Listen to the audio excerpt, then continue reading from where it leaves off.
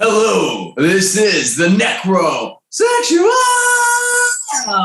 and you're watching Metal Robot Reviews.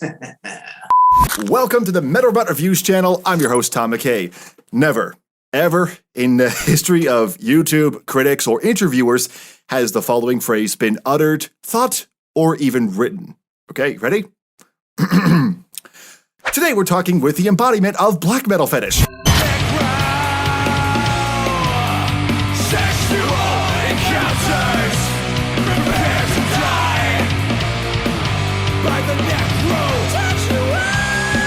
Yes, that is how we're opening this video, and yes, I'm fully aware that if somewhere down the road I get monetized 69 years from now, this video is not going to get included in that. But please welcome the Necrosexual. Please, how are you doing today? I feel grim. That's always good to hear. That's always good. So I was told by Curtis and Corey of C Squared Music that you were actually going to be a very interesting person to talk to, and that this might be the most entertaining interview that I'd ever do. What do you say to that? I would say abso-motherfucking-lutely. I'm already getting that vibe as we're just starting out, and I feel like the blood is already pumping for every single viewer watching this video right now. Yeah, a lot of heavy metal hard-ons are coming to fruition. Harder than anybody has ever been. Exactly. That's what I'm hoping for. That's the whole point of this. Necrosexual, my tagline is the most electrifying man in corpse entertainment. So you're going to get one hell of a show, whether you're listening to my full-length album or my EP, or I'm interviewing you, or you're interviewing me. I'm here to entertain. That's the only kind of content that anybody can ever give in metal or anything in particular. Well, the first question I want to ask is, how would you describe what you do as a necrosexual? For anybody who has never heard of you or seen what you do, how would you describe what you do? Yes, well, this is heavy metal magic that's been marinating in the riff sauce of my loins, both physically and mentally, spiritually. It comes from a place of rock and roll excess. There's a ton of riffs and total debauchery, and it's designed to inspire you. I want to make you listen, and I want to make you feel feelings. And get motivated to bang your head, maybe grab a beautiful body and do freakish things with them, or maybe just go on a walk and contemplate the mysteries of life. Either way, it's going to take you on a musical journey, and it might make you question your mortality as well as your own sexuality. Funny thing is, I feel like many of us have actually come close to quite a few of those points at any metal concert if you're on PCP. Now, one thing I want to get into now is I feel like this question would have actually come up at some point if you were interviewed, but I must know in case it hasn't. What is the deep, significant meaning behind calling yourself the Necrosexual? So this September is going to be my 10-year anniversary of performing as the Necrosexual since I first got on stage. Yes, I've come a long way. The circle has come full circle, and yet the journey is just getting started. But in that time, when I first began performing, it was sort of a comedy, part satire, part celebration, and a lot of the people that I was satirizing was just myself, just my inner heavy metal hellraiser. And of course, there's so much history to the word necro and heavy metal from different bands over the years. And then sexual, that pertains to kind of the joke, you know. And I think since then that's evolved because that really describes my personality. You know, you have the dichotomy behind the heavy metal, the necro part, the dead, the morbid, and then you have the sexual part, and that's where my dark, horny sense of humor kind of comes into flavor the second half. So it's sort of my personality in a nutshell. In terms of the music, because obviously the music was not it's not the forefront of everything that you do, but in terms of the music, when you're writing, does that just come naturally, or was it just a matter of throw the penis stick at the wall and see if it sticks? A little bit of both. I come from an improv background, so I definitely enjoy getting in that spontaneous, chaotic state of mind and letting my subconscious surprise myself. So with this new album, Seeds of Seduction, of course, over the course of 2020, there was plenty of time to reflect and to really marinate on my thoughts, but I also left a lot of spaces for things like lyrics and guitar solos and certain riffs to be improvised in the studio. So I think you have the best of both worlds. You mentioned that that you don't just do music. Of course, we already know that you do interviews as well. But let's get into the comedy part. So what made you start doing that? And on top of that, what eventually led you to making music? It was a long time coming, and I never thought that as a musician or a band leader, I would get my start doing videos on YouTube. But that's just the way this book was written. And like I said, I like to surprise myself. So certainly that's the case. The comedy part came from a real honest, deep place. Again, I am a metalhead since I was 14 years old. Listened to Metallica, got Slayer, Rain and Blood on my 14th birthday, and the seeds of Seduction were planted then. So it wasn't much of a stretch by any means to kind of channel all the music and all my influences on the music side of things, and then sort of satirize it and also celebrate it. The thing with heavy metal is it's so ridiculous, it kind of transcends the point of parody. And that's kind of where my personality comes into, and also just injecting my own little DNA, my own character into everything. So and I think I was just motivated from being prior to putting on the face paint, getting on stage, telling people to shut up and raising hell.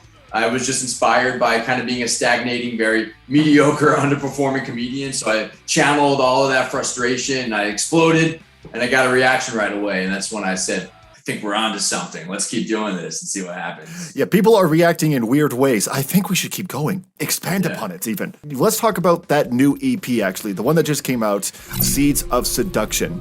Let's talk about that album, specifically the album cover, because we cannot talk about anything else until we address the Meaty Mickey. Whose monkey legs are those? Is that yours? Oh, that's me, baby. You're looking at the main attraction. What I like about that album cover is, if you know me, even though my face isn't on it, even though the name Necrosexual isn't on it, you still understand right away what you're getting into. It's the perfect visual description of the music, the heavy metal chains, the flesh, and of course, the main chorus, that big, delicious sirloin steak right over my loins.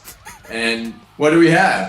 What's there to say? It's the most iconic album cover of all time. Definitely one of the hottest album covers since Motley Crue's Too Fast for Love. Well, I gotta say, it's definitely the most iconic one I've seen this year, for sure. Thank you. It's a high compliment. If nothing else, it's got a great album cover. Yeah, exactly. What happened to that steak after you took the photo, though? Where is that steak? It was my dinner. It was my post-photo shoot dinner. You ate it afterwards? Yeah, that's the thing. I've done a couple of meat shoots. I actually sell 8x10s of a meat portrait on my Bandcamp. If you want to send one to your friends or, perverted lovers or whatever, it is available. And as was the case in both shoots, whenever the Necrosexual employs meat, the Necrosexual makes sure none of it goes away. So that was my dinner afterwards, made with love. Were you worried about anything during the taking of that photo? Like, was there an innate fear of, what if the steak falls off? What if the chains don't look cool? What if the steak isn't phallic enough? Like, was there any doubts while taking that photo? No, I got to give a shout out to Chris K, the photographer, Chris Kuntz. He's done several of my album covers and promotional artworks, some of the other meat shoots that you've seen over the years. He's a great smut-minded pervert who really knows how to compose an image. And originally I was thinking of doing like a black metal portrait. I was chained up. I had the whole portrait. Those pictures, made their way online as well. But at the very end of it, he was like, oh, that's pretty sick. Let me get a close-up. And he got the close-up of the loin. He had the awareness to capture that moment in time. And then when I got the pictures back, I saw it. And I was like, that's the album cover. That's it, baby. It was another one of those happy little accidents. Emphasis on the happy. Now, with the music, to me, it actually seems like the perfect marriage between black metal, speed, as well as speed metal. Because you mentioned it's a combination of finding it naturally and also just seeing what sticks.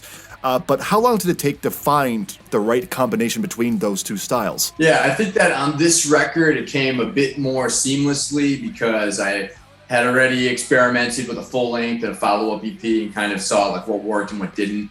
And with this one, I went back to the riffs, and found I thought about how can I piece together riffs that flow really well and will make people want to bang their heads and mosh the entire time pretty consistently. And in terms of the overall lyrical approach, I was a bit more confident and relaxed in my own voice as the narrator and just channeling my personality through everything. And I had faith that the lyrics, the vocal attack, love them or hate them, they would be the golden thread that ties everything together as your orator throughout the musical journey. I think it's worked out pretty well. I grew up on Venom and Slayer and a lot of great thrash metal, so I love that style of riffing. And of course, Venom is the forefathers of black metal, in addition to Merciful Fate and Bathory. So I also have that influence, and I also love to fucking party. So I was like, let's take these love of party, love of riffs, love of all things evil and rambunctious, and let's have a whole meat platter, baby. You mentioned that you have like riffs already in play here for a future release.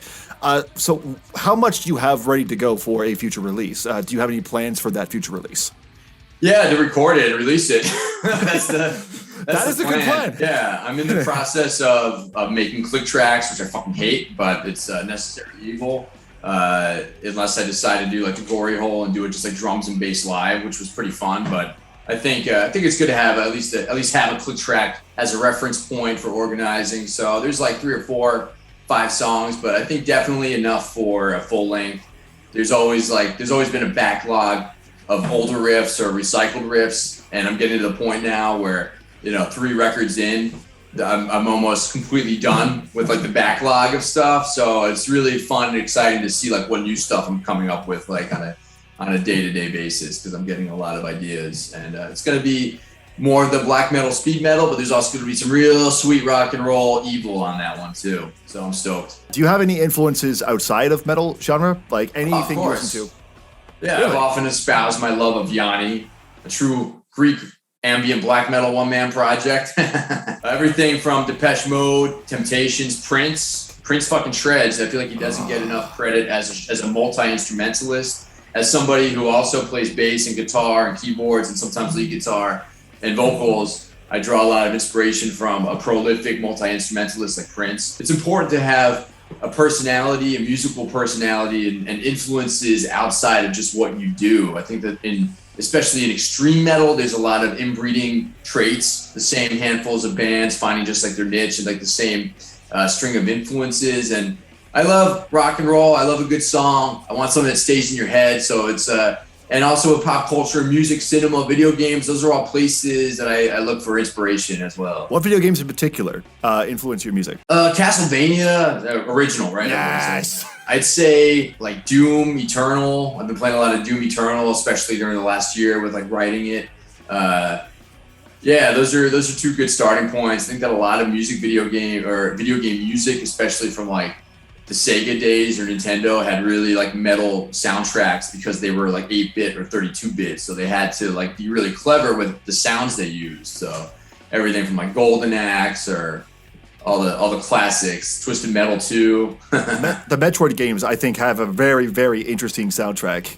For the limits of 8-bit, oh my god, those actually do a really good job of exemplifying that horror style that they were going for. Streets of Rage 4, it's like full-on electronica. It's like the first dubstep album from like 1994. So yeah, it's a lot of cool shit out there. With Seeds of Seduction, did you feel like you were able to accomplish everything you wanted to, or do you feel like you didn't do enough? Yeah, I'm pretty happy with it, I must say. Not to toot my own horn, but I've listened to the album enough times that it still sounds good to my ears, and there's no major parts where I'm like, oh, I should have done this, or I wish I had done this. So I'm as happy as I could be with it, for sure. You have 3 really, I'd say, consistently heavy songs that all sound different from each other, but there's the overarching feeling of necrosexual sweetness throughout the musical journey. So I think it sounds very cohesive, it flows well, and I'm excited. I already have the next batch of riffs, next batch of songs for hopefully what'll be a full length next. So I'm super stoked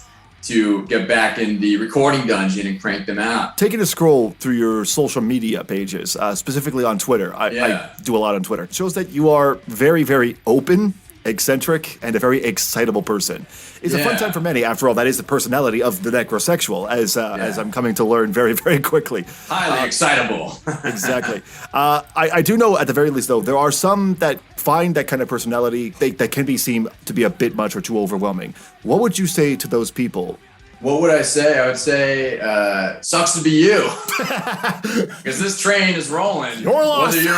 Whether you're on it or not, baby. I'm rolling straight ahead. So if you want to get on, that's cool. If it's not for you, I understand. I'd rather have like 50-50 chance. Like people will see me and they see what I'm about and they either love me or they hate me. But there's no like mediocre in between. So I think that I will wear that polarity with a badge of pride. Polarity is always a lot better than just one or the other, or just like, who's that again? I completely forgot. He's the guy who did who is he again? And it's challenging a little bit because there's a lot of, even in the last couple of years, it seemed like a lot more like necro bands coming up, like the name.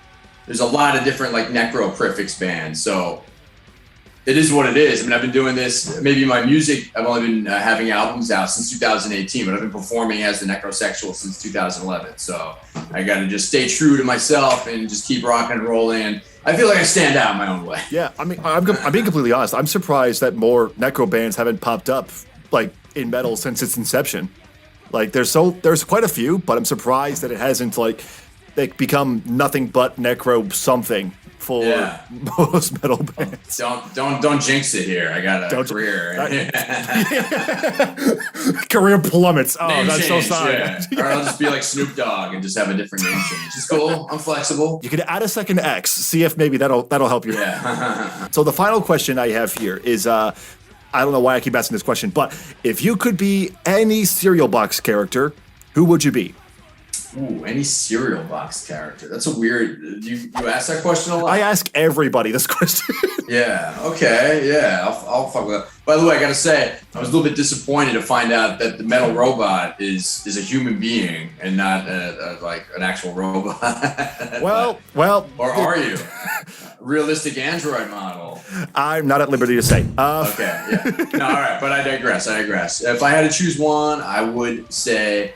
I feel like Count Chocula is too on the nose, but he is a fucking vampire, so I feel like that would be on brand for me. So I'll fucking say Chocula, baby. All right, so we come to the end of the interview. I'm going to give you 30 seconds. Tell the viewers where they can find your ass all over the internet, even if it is in places that I can't really link in YouTube. Go ahead. Yeah, you can find my ass in many places on the internet, as well as my music and other things. If you Google Necrosexual or the Necrosexual, you're sure to find me, baby. And if you enjoy the sounds of speed metal and black metal madness, I implore you to check out necrosexual.bandcamp. Go one-on-one with the seeds of seduction and get lost in the labyrinth of my loins. Is that something you bring to bars is when you're trying to pick up women? Does that work for you?